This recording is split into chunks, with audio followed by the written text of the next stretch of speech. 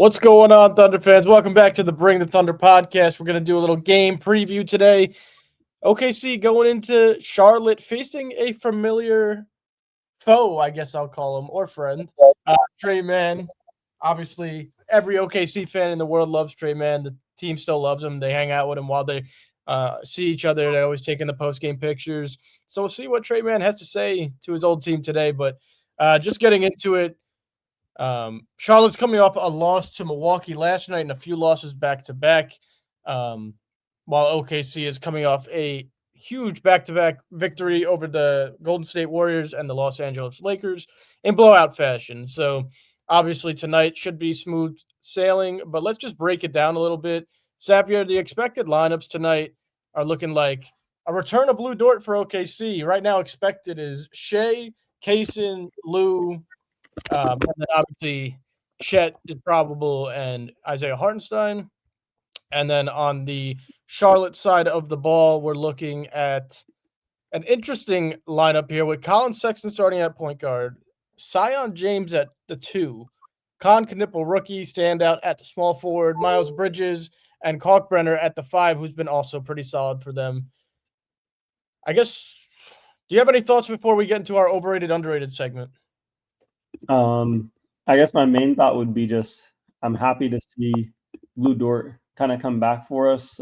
He's had that upper right trap injury. I know that can impact his scoring because you got to be healthy to, especially at his performance level on the offensive end. Like he needs to be firing on all cylinders, especially for the way his shot is as well. It's a very high arcing shot, so there's not really a lot of room for error. So we can give him a little grace as he's kind of recovering from injury. I saw some Twitter accounts that are run by Thunder fans, kind of getting on his case. And it's like, hey, man, he's kind of injured. We know what he is. He's a big-time player. He's still going to be great on defense, even with one arm behind his back, to be honest, really honest. Those Thunder accounts are hilarious, run by a bunch of morons talking about we should trade him. They'll understand it eventually. I mean, I guess they still don't understand it after he won us a few games in the playoffs last year and a championship. But anyway, quick injury shout-outs. Jalen Williams, both of them are out tonight for OKC. Jalen out with the shoulder, and then obviously J-Dub still recovering from the wrist surgery, but should be back within a week, maybe two. But I would say within the week because everything's looking good. He was reevaluated. And he's definitely posting on his story that the return's coming soon. I have his update. It's set for 10 to 14 days. So definitely, I would say 2 weeks out. Probably like early December for his return for an update because when he did get reevaluated, they did say there was a setback. So I don't know if you saw that part. There was like a screw loose. That's kind of scary for me when I hear something like that. Like, because with Chet's injuries so far, they've been more like broken bones, stuff like that. Like this is an actual injury where there's moving parts and pieces. And for me, that's more scary for a guy like J-Dub that requires obviously his wrist pretty heavily. And so that's something I'm going to be watching out for throughout the season. Hopefully managing that and then him not rushing back as well. Cause I know he's posting a lot, like he wants to return. He's on it, interviews and everything else like that. And I'd rather him even take more precaution or more time than rushing back and then something happens with the wrist again, because he's really crucial for us long term. Like this isn't just about this season, but if we want to have many runs towards the finals at his age and the amount of money we paid him to, I'd rather him take his time. So that's I agree. It's interesting because you see him warming up. He looks decent in warm-ups. He's not wearing the brace right now, so I guess we'll just keep everybody updated. The more we hear, we'll let you guys know. But with that being said, Satvir, we're going to get into our underrated, overrated segment for our preview here. I'm going to let you start with an overrated player for the Charlotte Hornets coming into tonight. Yeah. My overrated player is going to be Miles Bridges. To be honest, he has a high shooting volume, but his efficiency I've seen can dip against more elite defenses that are able to kind of stack up on him going towards the basket. He'll start shooting a little bit more. And that's kind of the playbook around him. He tries to insert himself using his athleticism. And I just think that type of player is easy for us to stop because we know what they're kind of trying to do. And even like putting a guy like Cason Wallace on him would be very effective. So that's my overrated guy. He hasn't seen that much consistency throughout the league. He averages a good amount of points, but it doesn't seem like it's going towards winning or anything like that. So it's a lot of solo play. Yeah, it's definitely solo play. I didn't really pull an overrated guy. I agree with you with Miles. The only reason I didn't go with Miles is he's actually, I agree. It's a lot of points. It doesn't go towards any winning or, winning basketball, but he has been putting up the numbers since LaMelo went down. He's 32, 20, 34. So, I mean, he's been fine for Charlotte where he's going to get a lot of opportunity, but I just went with nobody, honestly. It's just a bunch of players, so they have a bunch of some good, some aren't even expected to be good. So I didn't choose anyone for overrated. I wasn't going to take my shot at Charlotte tonight. But with that being said, go ahead and give me your underrated player for tonight.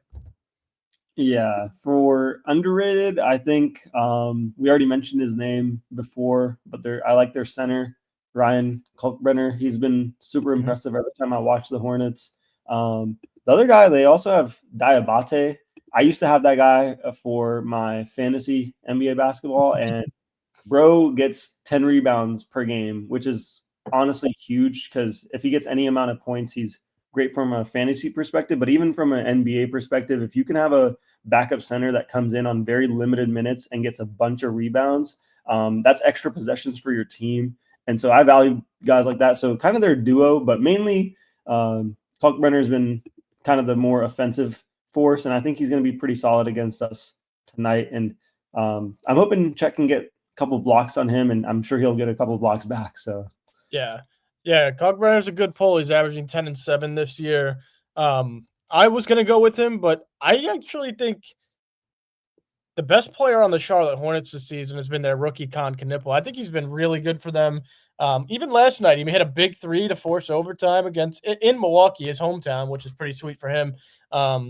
He's even looking better than his teammate at Duke, Cooper Flagg, so far this year. He's averaging 18 and 6.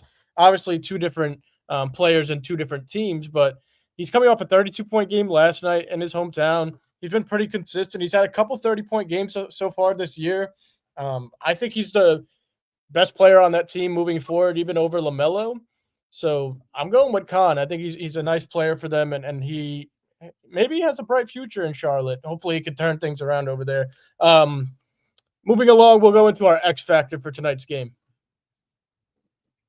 All right. So X Factor for me, man, I think it's an easy choice with Tre Mann. I think with the amount of noise around, him and us playing every time because he's so beloved. It's not just the fact that it's anything on bad terms. I just think, when OKC's around him or his name's around us, it was just forever connected. And you wouldn't assume that with a bench player, but he gave us a lot of good moments when he did play, like a lot of flashes. And then also he was a great guy off the bench where we remember that shot from Shai Gilgeous-Alexander against the Denver Nuggets on the corner, and then it zoomed in on him going absolutely insane. And everyone else on the bench was kind of like not realizing the moment as much as he did. And so that shows you he knew it was going in before he even put it up. Yeah, exactly. And so for him to be that type of teammate throughout his whole time, tenure with us, and then him developing into a player that he is now,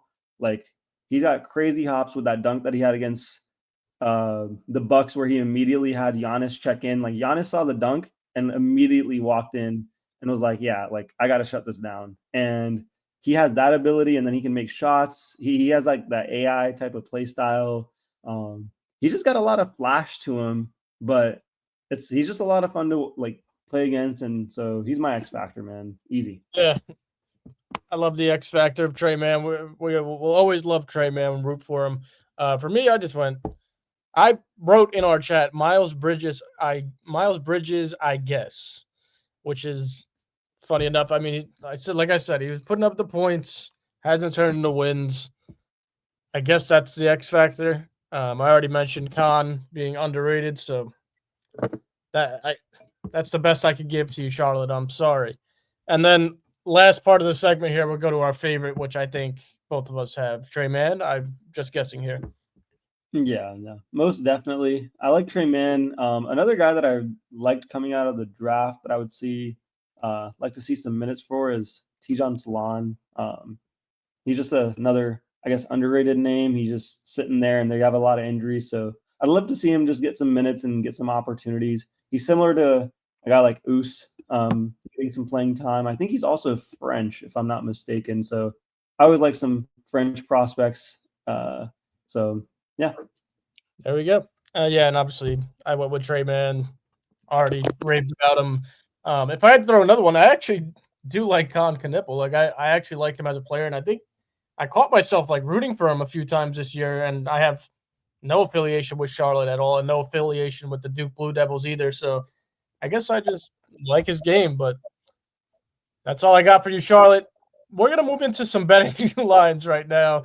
Currently, OKC is minus 17.5 on the spread. Obviously, pretty hefty, but that's just what it's going to be when you get a team like OKC, who's decently healthy against a team like Charlotte, especially without a few of their key players in Brandon Miller and LaMelo Ball. And obviously, minus 1,600 on the money line. No one's going to be taking that, but I had to throw that out there. I guess, Satvir, give us your predictions on the spread, and we'll move on to player points after that. All right. I'm not going to be as nice as I was in our post game looking forward. I'll be a little bit more truthful here, I guess. OKC's covering. We're probably going to beat them like 118 to 98 or 120 to 100. I don't think they crossed that 100 mark against us. They just don't really have the personnel. They just don't, outside of like 3 or 4 names that we mentioned today, even on offense, like they just don't have the offense to even get to 100, in my opinion. If they do, that'd be great. Like someone has a hot shooting night. I'd love to see them get it close and get Shai to play some fourth quarter minutes. I'd love to see that, to be honest, because it's been a while since he's played the fourth. Get his numbers up a little bit for MVP race and possibly score 70 points against the Hornets. That's kind of what I'm looking forward to. So please make it close so we can see more Shai minutes. Yeah. For me, I'm gonna hope that we cover. I believe that we will cover. I feel like if we don't beat this team by 18 tonight, it's kind of like a rocky performance. Like I don't want them to stick around. Like obviously, I want to see more Shai minutes, but tonight we could just beat them hopefully early and kind of just glide through the rest of the game. I'll take OKC to cover. Obviously, take them on the money line if you have that type of money, but I don't think anybody's going to be taking them outright like that. Moving along, you mentioned it. Shai's sitting at 30.5 over under right now for his points. It really is just how much will he play tonight? Yeah, I think it's going to be, is this game done in the first half or is this still going to continue into the second half? If it does, I mean, the most he usually plays is up until the third because he wants to get to his 20 to 30 points, at least 30. So I think it's probably safer to say the under, especially if you're going to take the money line and that we're going to cover the spread and everything else. So might as well stay consistent with that and just say Shai under 30. And then the one guy, I guess we can. What do you think actually before we transition? Yeah, really quick. It's so tough. Like if I was giving real advice, I'd tell people not to bet this line at all tonight, over or under, just because he could drop 32 in 3 quarters, or he could drop 26 and 10 assists in like 2.5 quarters. So just don't take the line. But for the video's sake, I'm going to take 30 on the dot. So that would be the under tonight. And then, yeah, obviously moving along here, I think this is my lock of the night. This is the one I'll actually tell people to take. AJ Mitchell's sitting at 14.5 points right now, over under. AJ's coming off the bench tonight, most likely. Kaysen will be starting over him and Lou. But AJ's going to get a shit ton of minutes tonight just because, obviously, we're expecting the blowout. Over on his points 1,000 times out of 1,000, I think, tonight. 14.5 is way too low. Yeah. In the last 4 out of 5 games, he's been above 15 plus points off the bench in general. And even with Lou Dort returning, like we're going to see a lot of AJ minutes in general with J-Dub still being out. He's still kind of the secondary ball handler, which is crazy to say from a guy that's pretty early into his career. So I think it's super easy to say for that type of line, like, yeah, AJ is definitely gonna cover for us. So I just texted my friend personally to go ahead and bet on that. So Yeah. Yeah, I think that's definitely the lock of the night. With that being said, that is it for our game preview tonight. If you guys are enjoying the content, like the video, subscribe to the channel, go check out our premium subscriptions, and we will see you guys after the game for hopefully what is a Thunder W post-game live stream. Come join us after the game. We'll see you guys then. And Thunder up, baby. Let's go. Thunder up.